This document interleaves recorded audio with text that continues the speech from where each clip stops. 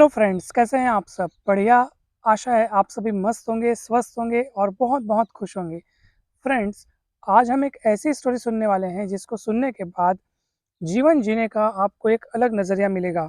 आपके जीवन की गुणवत्ता का स्तर एक कदम ऊपर उठेगा और जिन छोटी-बड़ी बातों को लेकर हम अक्सर दुखी होते रहते हैं, चिंतित होते रहते हैं, छोटी-छोटी बातों में हम निराश हो जाते हैं, तनावग्रस्त हो जाते हैं, आपको ऐसा लगेगा कि ये बातें बहुत ही निरर्थक हैं।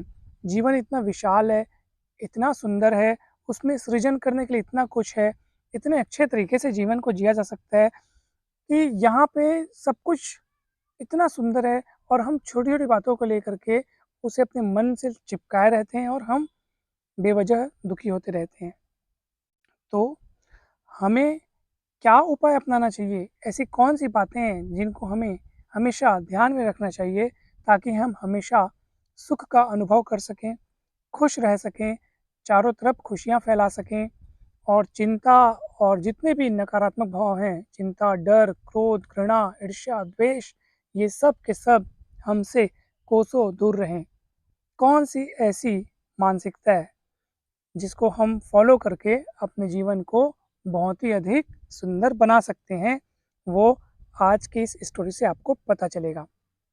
एक बार संत एकनाथ जी के पास एक व्यक्ति आता है और कहता है कि आपका जीवन कितना सुंदर है, कितना सुखमय है, आपको कभी हमने क्रोधित देखा नहीं, कभी चिंतित देखा नहीं।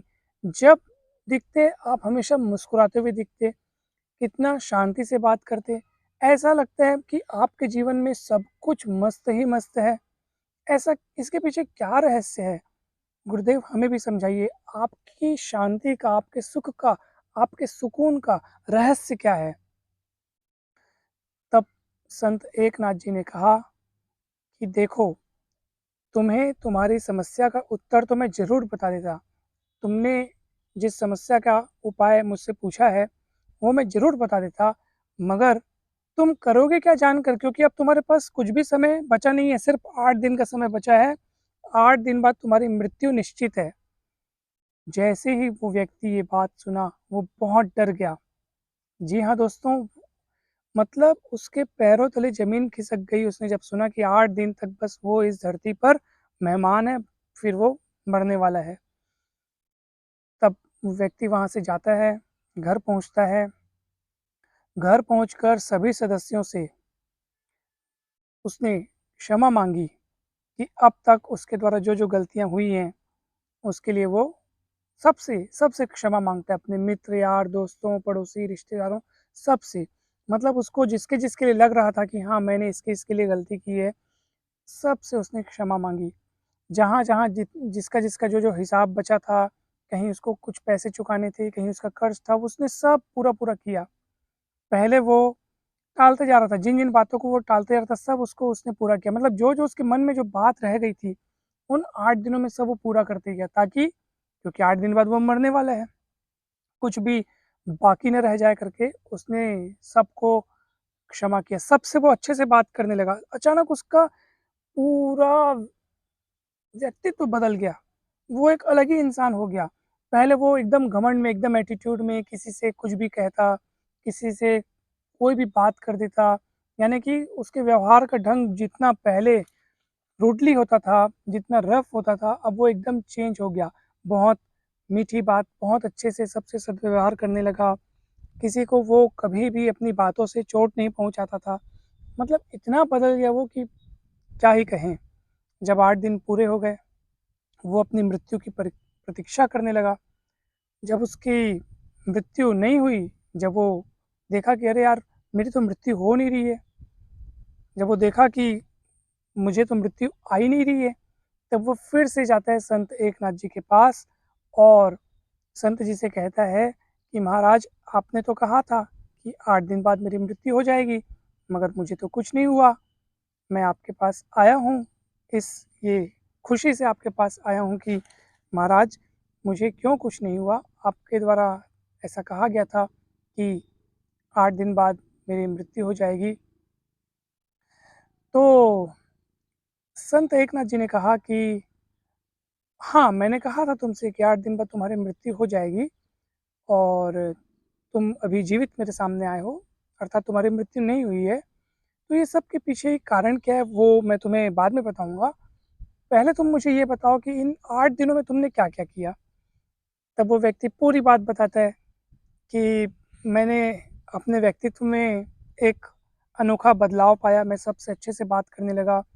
जिनको-जिनको मेरी बातों से, मेरे व्यवहार से, मेरे कार्यों से चोट पहुँची है, उन सब से मैंने क्षमा याचना की, सबसे मैंने माफ़ी माँगी, सबसे मेरे संबंध मधुर हो गए।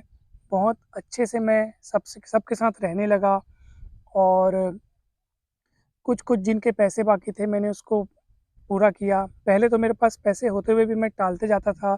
मतलब जहाँ-जहाँ मेरा जो हिसाब बचा था, उस सब को मैंने पूरा कर दिया ताकि कुछ बाकी ना रहे, ताकि मैं सुकून और शांति के साथ रिलैक्स होकर के मर सकूँ। इसलिए मैंने ये सब काम कर दिया और कहीं कोई अगर मेरे से कुछ दुर्व्यवहार भी करता था, तब भी मैं क्रोधित नहीं होता था, सबको क्षमा करता था दिल से और मन में यही सोचता था कि कुछ दिन बाद तो मैं मरने वाला हूँ, तो किसी के दुर्व्यवहार से या किसी के चोट पहुँचाने वाले कार्य से मैं अपने आप को आहत क्यों करूँ और मैं अपने मन में क्यों प्रतिशोध की भावना लाऊँ, क्योंकि वो मेरे लिए नए बीज बो रही है। क्योंकि अगर हम किसी के लिए मन में बुरा सोचते हैं, तो समझ लीजिए कि आपका ही नुकसान होने वाला है और हम अपने आप को उस समय अशांत कर रहे होते हैं। जबकि वो व्यक्ति ये सोचा कि कुछ दिन बाद तो वो मरने वाला है, तो ऐसी अवस्था में वो क्यों अपने मन को अशांत करे? क्यों दुनिया भर की टेंशन पाले? क्योंकि मरते समय वो सुकून चाहता था, शांति चाहता था, रिलैक्सेशन चाहता था, एकदम ज़्यादा उसको रिलैक्स होना था। तो इसलिए उसने सबकी बातों को एकदम समभाव के रूप में देखा, दिल से बुरा किसी की बात का नहीं माना, सबको प्यार देता रहा, क्षमा मतलब अगर उसको किसी की बात बुरी लगती तो उसको क्षमा करता रहा और स्वयं भी सबसे उसने क्षमा माँगी। ये बात जब उस व्यक्ति ने संत एकनाथ जी को बताई और संत एकनाथ जी ने फिर कहा कि देखो, जैसे पूरे 8 दिन तक तुमने जिस प्रकार लोगों से व्यवहार किया, ऐसा व्यवहार तुमने क्यों किया? क्योंकि तुम्हारे सामने पूरे 8 दिन तक तुम्हारे सामने सिर्फ़ मृत्यु थी। तुम्हें सिर्फ़ वही दिखाई दे रही थी, क्योंकि तुम्हारे मन में यही था कि हाँ, 8 दिन बाद तुम मरने वाले हो, तो तुम्हारे व्यक्तित्व में कैसा अनोखा बदलाव आया। जो संत जन रहते हैं, जो साधु जन रहते हैं, जो सिद्ध पुरुष रहते हैं, उनके सामने भी हमेशा यही ध्यान रहता है, इसलिए वो इतने शांत रहते हैं, इतने समभाव में रहते हैं, उनको किसी बात का कोई दुःख होता ही नहीं है क्योंकि वे हमेशा इस बात को अपने ध्यान में रखे रहते हैं कि ये जीवन नश्वर है, क्षणभंगुर है, कभी भी नष्ट हो सकता है, इसलिए हमेशा समभाव में जीते हैं वो। उनको मृत्यु हमेशा याद रहती है कि इस शरीर का कभी न कभी नाश होना ही है, इसलिए क्यों बेकार में हम अनावश्यक बातों में अपने मन को चोट पहुँचाने वाली या दूसरों के मन को चोट पहुँचाने वाली बातें करें। इस जीवन को जितना भी ये बचा है, उसको सुखपूर्वक जी लें, खुशी के साथ जी लें, समभाव में रहते हुए जी लें, दृष्टा भाव रख कर जी लें। जब ये बात उस व्यक्ति ने सुनी तो उसको लगा कि अरे वाह! संत जी ने कितना बढ़िया मुझे पाठ पढ़ाया, उनका क्या तरीका है सिखाने का। उस दिन से वो व्यक्ति फिर बदल गया एकदम। फिर तो उसका जीवन बहुत ही ज़बरदस्त हो गया और वो हमेशा सुख का जीवन जीने लगा। सबके साथ उसके संबंध अत्यंत ही मधुर हो गए और फिर उसको जो छोटी-बड़ी बातें, जो पहले परेशान किया करती थी उसको बातें, वो फिर परेशान करना बंद कर दी और फिर वो एकदम मज़े के साथ जीवन जीने लगा। तो दोस्तों, इस स्टोरी से हमें क्या सीख मिलती है कि हमेशा इस बात को ध्यान रखना चाहिए कि ये जीवन जो है वो हमेशा हमारे पास नहीं रहने वाला। इसलिए इस जीवन का हर एक पल, एक-एक पल हम बहुत ही सुख के साथ बिताएँ, सबके साथ हँसते हुए बिताएँ। क्योंकि जिनके साथ आप व्यवहार कर रहे हैं, उनको उनका जीवन भी कब तक है, ये पता नहीं है। यहाँ कौन कितने दिन तक है, कुछ भी पता नहीं है। तो क्यों हम बेकार में किसी के साथ उलझें, किसी के साथ लड़ें, किसी के साथ मनमुटाव हो। सबके साथ आप समभाव में रह कर के सबको खुशियाँ बाँटिए, सबको प्यार पहुँचाइए, सबको क्षमा करते रहें और अगर आपके द्वारा ऐसा कुछ गलती हो जाए तो क्षमा माँगते रहें। बस फिर आप हमेशा खुश रहेंगे और आपका जीवन हमेशा सुखमय बना रहेगा दोस्तों। तो आज के इस वीडियो में इतना ही। आशा है ये वीडियो आपको काफ़ी अच्छा लगा होगा। वीडियो अच्छा लगा हो तो लाइक करें, चैनल को ज़रूर सब्सक्राइब करें और वीडियो को शेयर करें। Thank you so much.